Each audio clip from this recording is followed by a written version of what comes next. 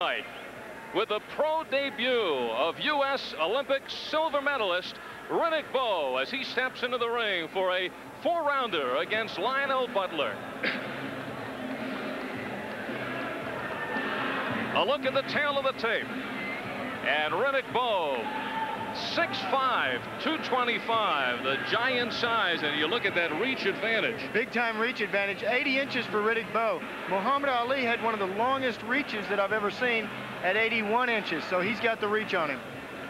And taking a look at the rules here in Nevada, 10-point must scoring system, 3 judges involved in scoring the bout. There is no standing 8 count. 3 knockdown rule is in effect, and the fighter cannot be saved by the bell except in the last rounds. And we are ready to go. Let's go to our ring announcer, Michael Buffer.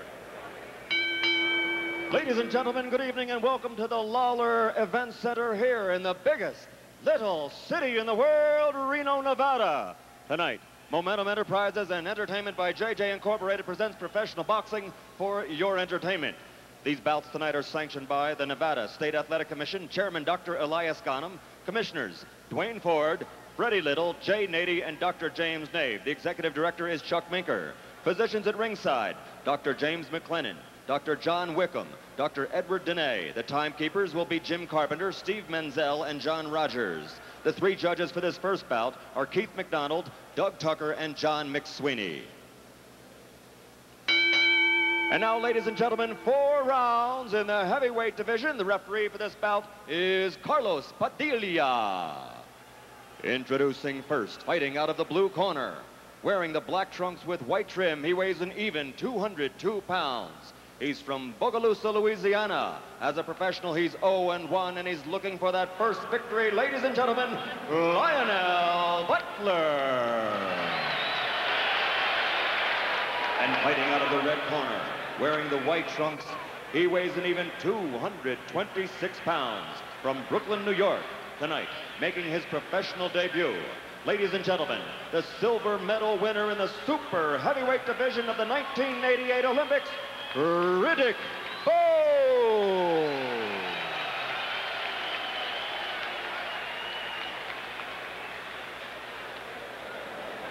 Chief seconds. Okay, 2 seconds. Bowe, Butler, you were already given instructions in your respective dressing rooms. Any question? Okay, seconds, come out, fighting. East German.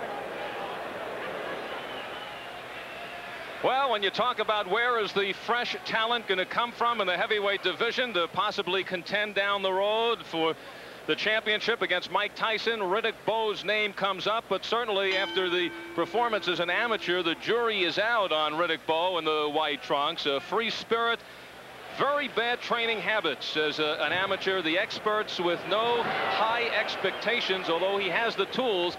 And there is one boxing expert who believes in Riddick Bowe, and that is certainly an indication of maybe things will turn for him. Eddie Futch is now in his corner. Eddie Futch has been around boxing for years. He's had 15 world champions, 77 years old. Riddick Bowe came to him, said, please manage me. And Eddie Futch said, I'm 77 years old. I don't have the time unless you're serious. Riddick Bowe showed he's serious. Do you think they have notions of Mike Tyson down the road? Here's his first opponent as a pro, Lionel Butler. And you take a look at his size, 6 feet 200, and he is down. He's already down. Nice right hand by Riddick Bowe. It was kind of a sweeping right hand that landed up right on the side of the jaw, left side of the jaw, and down went Lionel Butler. Butler taking this fight on 2 days' notice, 0-1 as a professional, and now he is bending down, looking to haul away. One thing Eddie Futch is working on with Riddick Bowe is getting more confidence with that right hand. Remember, that's the hand that he underwent surgery, had popped a tendon last April before the Olympics. So he wants him to work on the right, and he now has his man cornered. And Eddie Futch says that Riddick Bowe is a great listener. He follows instructions from the corner. That's so important for these young fighters, especially with people like Eddie Futch who have been around a long while. Bowe said that Tyson was very lucky with Frank Bruno in knocking Bruno out. Tyson stunned, of course, in the first round with a left hook. I asked him about that, and he said he's been working on the left hook a bit more in the gym because of specifically of that reason with Tyson. Riddick Bowe lost the super heavyweight final to Canada's Lennox Lewis. A stoppage in the second round. sterling amateur career. 204 victories, 7 defeats, 146 knockouts for Bowe. He has the size, he has the tools, says Eddie Futch. Now he just has to get the head in order. And he's ready to get this first pro fight out of the way. The first fight of the professional ranks really does something to a fighter. It makes him realize that now he's in business of this. Lionel Butler coming on with some good combinations. The best defense in boxing is a good offense, and that's what he's trying to show. He also knows there's Butler. There is somewhat of a question mark about the chin of Riddick Bowe. And right now he is in close on Bowe.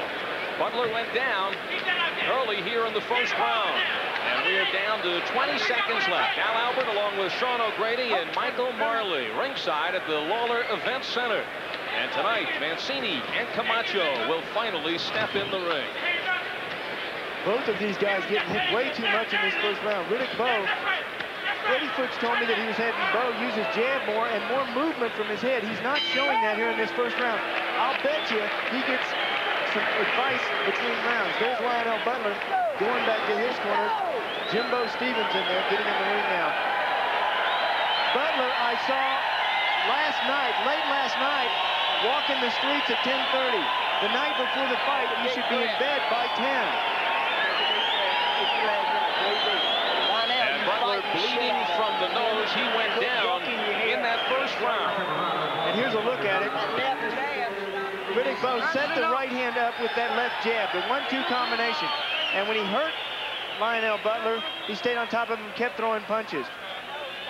Combinations are the story. It's tough to knock a fighter out with just one punch. If you can put a combination together like Riddick Bowe did right there, sometimes it's much easier. The jab set up Lionel Butler, and the right hand took him out, or took him down. He was wanting to take him out. He's working with a great jab, Riddick Bowe. Good mobility for his size. Matter of fact, Futch talking about how he surprised him with such a good lateral movement. And let's see if we see that here. And right now, it is Lionel Butler coming out on top of Bowe. Slugfest here to start the second round. Super round by Lionel Butler. He needs to stay on the inside like that against Riddick Bowe. He can't let that 80-inch reach extend. 90% of the power of the punch is right on the end. It's that snap, the twist. And if Lionel Butler gets out there in the end of Riddick Bowe's punches, he's going down like he did in the first round. And he goes down there, hobbling around. Low blow. Carlos Padilla given a timeout. The punch was a little bit south of the border for Lionel Butler. And Butler is back in. Sometimes what Riddick Bowe is having to do is he's having to reach down to get the body of Lionel Butler. And in doing that, sometimes he has to go a little bit south of the border because he doesn't quite know where the body is. Big left hook. The right uppercut again set it up. Another combination. The count is 7. And Butler hearing Padilla well. Butler is showing signs of fatigue. He's ready to go. If Riddick Bowe can get right on top of him and throw a lot of combinations, he can knock Butler out. And Bowe looking to put it away right here in the second round. There's the time remaining. Lionel Butler, though, standing in there, trading, pushing Bowe along the ropes. Butler doesn't fight unless he gets knocked down. And there he goes, and that is it. He didn't want to be in there. Carlos Padilla did a good job. Lionel Butler did not want to go in be in that ring. And Riddick Bowe, successful in his pro debut, the 6th Olympian who registers a victory. Todd Foster was the first. And then on the undercard of Duran Barkley last Friday, Ray Mercer, Andrew Maynard, Kennedy McKinney, and Michael Carbajal, all with victories. And now Riddick Bowe officially a professional. And this is the one that he was really concerned about. He wanted to get this behind him. Now it's behind him, and he can go on with his career. And he is looking to stay very active. There you see the veteran Eddie Futch in the corner. Riddick Bowe goes into the second round before he ends this. He is scheduled for his next fight to be back home in New York at the Felt Forum at Madison Square Garden on March 30th. He wants to fight every 2 to 3 weeks. Actually, Sean, what set this up here in the second round was the low blow. Well, sometimes in the heat of battle, you unfortunately, unintentionally go south of the border. Watch what he does. He reaches down trying to get the body and hits him just a little bit low. Now, these men are wearing foul-proof protectors. You can see the top of it on the top of Riddick Bowe's trunks. There's a foul-proof protector, so these guys can't really get hurt that bad. However, sometimes they slide. Now, here's the knockdown in the chin. Boom, the uppercut and the left hook. Now, he lifted him up with the uppercut. He lifted his head up, and then he tried to knock it off with the left hook. And the end of the fight, the third time down in the fight for Lionel Butler, who was game stayed on top of Riddick Bowe, who pounded from inside for the final knockdown. The end was not far away, and Lionel Butler at that point wanted to get out of the ring. He was thinking about being some other place, but Lionel Butler gets past his first pro debut, and now he is a professional. Riddick Bowe getting past Lionel Butler, and for the official time, let's go to our ring announcer, Michael Buffer. Ladies and gentlemen, referee Carlos Padilla stops the bout at 1 minute, 55 seconds of the second round. The winner by TKO, winning his professional debut, Riddick Bowe.